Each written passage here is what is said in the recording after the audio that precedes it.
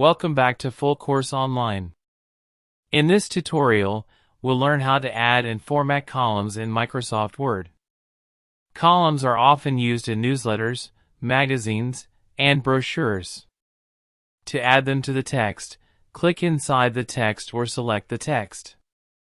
Go to the Layout tab. Click Columns and choose 1, 2, or 3. You can also choose left or right for uneven layouts. For full control, click More Columns. Here, you can set the number of columns by increasing or decreasing the number. You can choose whether to apply it to the whole document or only the selected text. Once columns are applied, type your text normally. Word will flow it from one column to the next. To add a column break, place your cursor where you want to end the column. Go to Layout. Click Breaks. Select Column. This forces the text to move into the next column. Formatting columns is simple.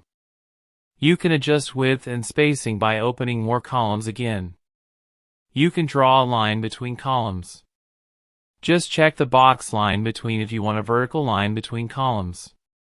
Columns help organize content and improve readability. That's all for this tutorial.